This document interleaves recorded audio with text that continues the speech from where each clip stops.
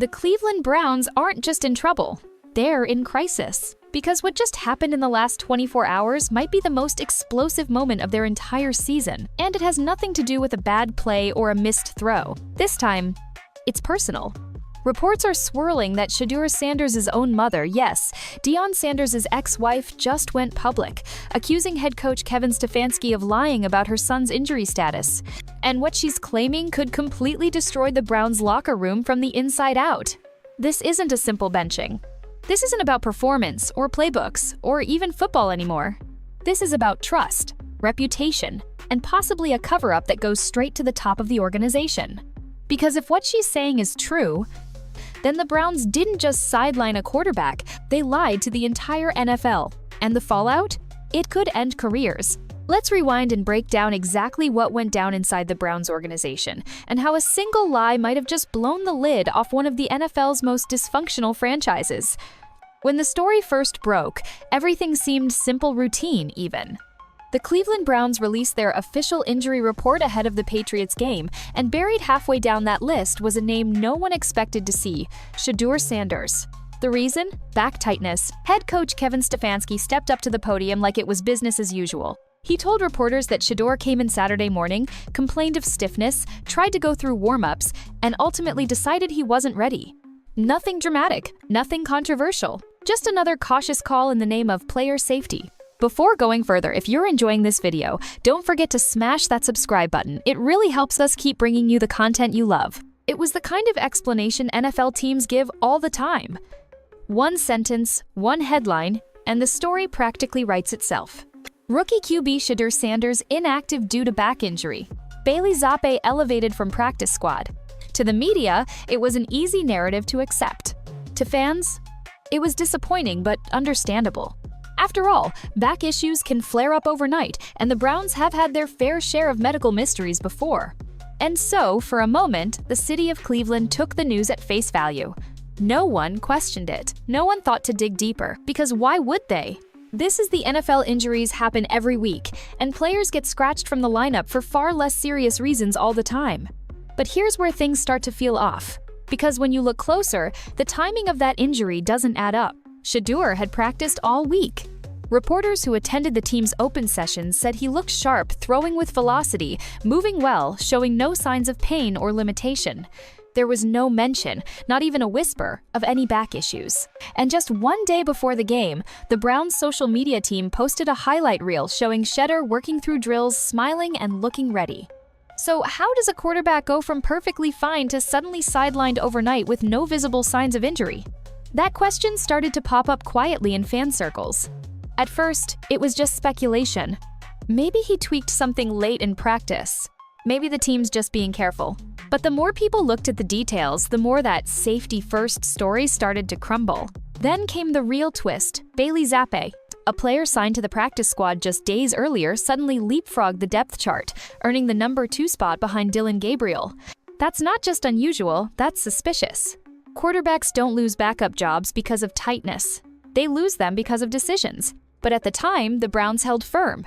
They doubled down on their explanation, repeated the same story word for word, and acted like the matter was closed. No elaboration, no clarification. Just a clean, corporate-sounding statement meant to silence any follow-up questions. To most fans, it felt like the end of a small story. But behind the scenes, it was just the beginning of a much bigger one. Because what happened next and who spoke out next would blow that tidy little injury report wide open. But then, out of nowhere, Shedeur's family broke their silence.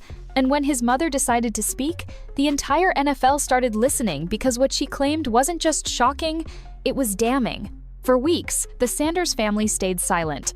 They watched the Browns spiral, they watched Shedeur get pushed deeper down the depth chart, and they bit their tongues trusting the system, believing professionalism would eventually pay off. But then something inside them snapped. It started with one post. Late at night, on social media, Pilar Sanders, Shedeur's mother, finally spoke. No filters, no corporate tone, no PR spin, just raw emotion and sharp truth. She accused Kevin Stefanski of lying. Not stretching the truth, not misunderstanding the situation. Lying. According to Pilar, the back injury was completely made up. She claims Shedeur never complained about pain, never missed a rep, and never received treatment for anything related to his back. He practiced all week, healthy, sharp, and ready to go. Then, suddenly, just before game day, he was told he wouldn't be active. No explanation, no medical concern, just benched. And here's where it gets nuclear. Because Pilar didn't stop at emotion.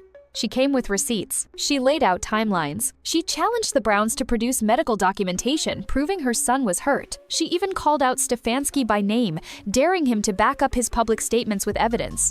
That's not a frustrated mom venting. That's a direct shot at an NFL head coach's integrity. And coming from someone with Pilar's background, a woman who's seen every level of professional football, who's been part of Deion Sanders' career on and off the field, her words carried serious weight. When the post hit, social media erupted. Browns fans, NFL insiders, and even former players started weighing in. Some defended Stefanski, saying, "There's no way a coach would lie about something so easy to verify." But others saw a darker picture. A head coach under fire for poor results, trying to protect his starter and avoid a quarterback controversy by inventing a safe excuse. Within hours, the story exploded across fan forums and talk shows. Was Shedeur Sanders actually healthy? Did the Browns bench him on purpose? And if so, why? Because in the NFL, perception is everything. A minor back issue sounds harmless, but it plants a seed. It makes other teams wonder, is he injury-prone? Can he stay on the field? And for a rookie trying to prove himself, that's poison. Pilar's words flipped the script. Suddenly, this wasn't about depth charts, it was about truth versus deception. If her claims were real, it meant the Browns had publicly misled ownership, fans, and media, all to cover a decision they didn't want to defend. In one post, a private frustration became a public war. And from that moment on, there was no going back. But if Pilar was telling the truth, if this injury really was a cover-up, the Browns weren't just facing bad press. They were facing something far worse, the collapse of trust inside their own locker room. If Pilar's claims are true, if Shedeur Sanders was healthy all along, then the Browns aren't dealing with a misunderstanding. They're dealing with a scandal. Because in the NFL, lying about a player's health is more than bad optics. It's a betrayal. It violates the single most important currency inside any locker room trust. Every player in that building puts their career, their body, and their future in the hands of a coaching staff they're supposed to believe in. When a coach says, "You're not playing because we're keeping you safe," that's supposed to mean something. But if that statement turns out to be false, if it's just a convenient excuse to avoid difficult questions, everything starts to crumble. Think about what it means from the top down. Ownership gets lied to first. Jimmy Haslam, the man signing million-dollar checks, relies on accurate information from his head coach to make franchise-defining decisions. If that information is manipulated, how can he make any call with confidence? You can't run a team on deception. Then you have the players. Veterans like Myles Garrett and Amari Cooper, guys who've seen dysfunction before, start to wonder who's next. If they can lie about Shedeur, they can lie about anyone. And that's how a locker room loses faith in its leadership. It doesn't happen overnight. It happens in quiet conversations, in looks across the room, in players deciding not to go all in for a coach they no longer respect. And let's not forget what this does to Shedeur himself. When the public hears back injury, they don't question it, they assume it's real. But that label sticks. Other teams start to whisper, maybe he's fragile. Analysts question his durability. Sponsors pull back, waiting for clarity. A fake injury story can damage a young player's career faster than a real one ever could. This isn't about a bad call or a disagreement over playtime. This is about integrity, the foundation of every successful football program. If Stefanski fabricated that injury, it wasn't just a poor decision, it was a cover-up. A calculated move to protect his own narrative to avoid admitting he benched a promising quarterback for reasons he didn't want to explain. And here's the part that makes it truly explosive. If a coach lies to ownership, misleads the media, and damages a player's reputation all in one move, that's a fireable offense. It's not just about football anymore. It's about ethics, credibility, and the message it sends to the rest of the league. Free agents see this stuff. Agents see it. Future draft picks see it. And once a franchise earns a reputation for dishonesty, good players stop signing. They don't want to be part of the drama. So, if Pilar's story is accurate, Cleveland isn't just dealing with another losing season. they're staring down the kind of cultural meltdown that can set a franchise back years. Imagine being Shedeur Sanders right now. You've worked your whole life to get to the NFL. You've carried your father's legacy, endured comparisons, stayed disciplined, professional, patient only to wake up one morning and find your entire situation detonated overnight. Your coach just told the world you're hurt. Your mother just told the world he's lying. And now, you're caught in the middle of a storm that could define your career before it even begins. So, what do? Stay quiet and let the team's story stand even if it's false? Or speak up, risk being labeled difficult, and go to war with the organization that drafted you? That's the impossible choice facing Shedeur right now. If he stays silent, he might protect his image as a team-first player, but at what cost? The false injury label stays attached to his name. The perception that he wasn't ready or wasn't tough enough becomes part of his narrative. And in the cutthroat world of NFL front offices, perception is reality. But if he fights back publicly or privately, he risks alienating the very people who control his playing time. He becomes the young QB, making waves, causing distractions, creating drama. And for someone trying to climb the depth chart, that's career poison. So, Shedeur's left with 3 doors, and none of them lead somewhere clean. Door 1. Request a trade. Ask his agent to push for a new start somewhere. He can rebuild his reputation and prove himself on the field. But that move gives all the power to Cleveland. The Browns could drag out trade talks, lowball offers, or send him to a team where he has no real shot just to prove a point. Door 2. Stay professional. Keep his head down, show up to practice, and let the noise fade. But can you really ignore a lie that big? Every time he walks into that locker room, every glance, every handshake carries the weight of that story. That kind of tension kills chemistry. And it's hard to perform when you're playing for people you no longer trust. Door 3. Force the truth out. Let his representatives demand transparency, maybe even push for an NFL review of the injury report. That path risks everything, but it might be the only way to protect his long-term future. Because if Shedeur lets this narrative linger, it follows him forever. And somewhere, in the middle of all this, there's Deion Sanders, a father who knows exactly how ruthless this league can be. He's seen how stories get twisted, how politics crush talent, and how silence can destroy a player's career faster than a bad season ever could. You can bet he's on the phone, telling his son, "Handle this smart, but don't let anyone rewrite your story." Because this isn't just about one game or one coach anymore. It's about legacy. It's about a young quarterback deciding whether to be silent and safe or loud and remembered. What started as a small injury update in Cleveland is now rippling across the entire NFL. Because if there's even a chance that an NFL coach fabricated an injury report to hide a roster decision, that's not just bad management. That's a violation of everything the league stands on, from fair play to public trust. The NFL isn't just a sport, it's a billion-dollar ecosystem built on information. Coaches, players, gamblers, broadcasters, everyone relies on those official injury reports to be accurate. When a team lies on one of those, it doesn't just affect Sunday's lineup. It affects fantasy leagues, betting odds, sponsorship deals, and team valuations. A single false report can shift millions of dollars overnight. And that's why this situation feels bigger than Cleveland. Because if Pilar's claims are true, if Shedeur's so-called back injury was a cover story, then it raises a terrifying question. How many times has this happened before? Former players have already begun chiming in online, saying this isn't new.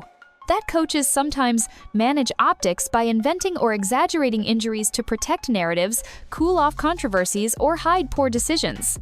They say it's one of the NFL's unwritten secrets. Everyone knows it happens, but no one talks about it. Until now. Because this time, the accusation isn't coming from an anonymous source. It's coming from a family with real credibility. A family that knows the game inside and out. A family that refuses to let this story die quietly. If the league ignores this, it sets a dangerous precedent. It tells every coach that manipulation is fair game, that you can lie about a player's health, damage his reputation, and face no real consequences. But if the league investigates and finds wrongdoing, it could trigger something much bigger, a public reckoning about honesty in team reporting, and the culture of silence that allows these things to happen in the first place. And make no mistake, the NFL will be watching. Because the league office understands the stakes, when fans start doubting whether injury reports are true, they start doubting the sport itself. And the NFL's #1 product isn't football, it's trust. Meanwhile, the players are taking notes too. Quarterbacks in other locker rooms are talking. Veterans are warning rookies to protect themselves, to keep their own documentation, to never let a team control the full narrative. Because if Shedeur Sanders, one of the most promising young prospects, with the spotlight of Deion Sanders' name behind him, can get caught in something like this, then nobody is safe from the politics of football. This is no longer just a Browns issue.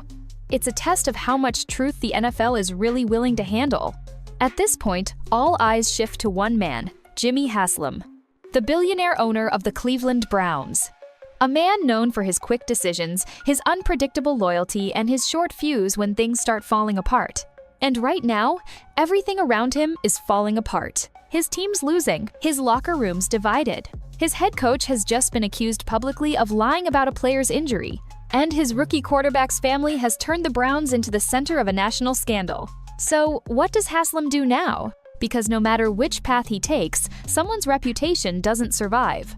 If he backs Kevin Stefanski, he's effectively calling Pilar Sanders a liar, dismissing a mother's claim as emotional noise. That's a dangerous move, especially when her story lines up with details that fans, insiders, and even some players are starting to whisper about. It tells the locker room that loyalty matters more than honesty. It tells the public that the Browns care more about damage control than doing the right thing. But if Haslam fires Stefanski, he's admitting something even worse. He's admitting the organization lied, that this wasn't a miscommunication or an exaggeration, but a full-blown deception that made its way from the locker room to the league office. He'd be confirming every critic's worst suspicion, that Cleveland hasn't changed that behind the rebranding and the new era slogans. It's still the same dysfunctional team that can't get out of its own way. That's the corner Haslam's trapped in. Two options, both terrible. Keep the coach and lose credibility, or fire him and admit total failure. And behind closed doors, sources say Haslam isn't just angry, he's furious. Reports claim he's been calling meetings, demanding explanations, and even reaching out to Shedeur's representation to hear their side directly. That's rare for an NFL owner. It means he doesn't trust his own coach's version of events. It means he's heard enough to start wondering who's really telling the truth. Inside the building, the tension's thick enough to choke on. Players are talking in whispers. Assistants are avoiding eye contact. Nobody wants to be the next name attached to this mess. Because if Haslam finds out Stefanski did lie, if this whole back injury narrative was fabricated to cover a benching, then it's not just a coaching mistake, it's a betrayal of the franchise. And coaches don't survive betrayals like that. The question now isn't if change is coming, it's when. And when that change happens, who gets caught in the crossfire? One thing's certain, the Browns can't keep going like this. Not with fans booing. Not with the locker room fractured. Not with every sports network in America questioning their integrity. Jimmy Haslam has to make a choice, protect the lie, or rebuild the truth. Either way, the Cleveland Browns will never be the same again. But before the dust settles, there's still one question that could define everything. What happens to Shedeur Sanders now, the young quarterback at the center of the storm, caught between silence, loyalty, and redemption? Now that the smoke has cleared, or at least started to, everyone's waiting for one thing: Shedeur Sanders' next move. Because right now, he's standing at a crossroads that could define the rest of his career. One wrong step, one wrong headline, and everything he's built could crumble. One right move, and he could come out of this mess stronger than ever. Let's be real, Shedeur didn't ask for any of this. He didn't start a feud. He didn't take shots online. All he did was show up, work, and trust that his time would come. But the moment his mother went public, silence stopped being an option. Now everyone, teammates, analysts, fans, is watching to see what he does next. If he stays in Cleveland, he's choosing to live in a fractured locker room under a coach who may have just destroyed his trust. That's not an easy environment for a rookie quarterback trying to grow. It's like trying to learn to swim in water that's already on fire. But walking away from the Browns isn't simple either. A trade request could paint him as ungrateful or unprofessional, especially in a league that still punishes players who speak up.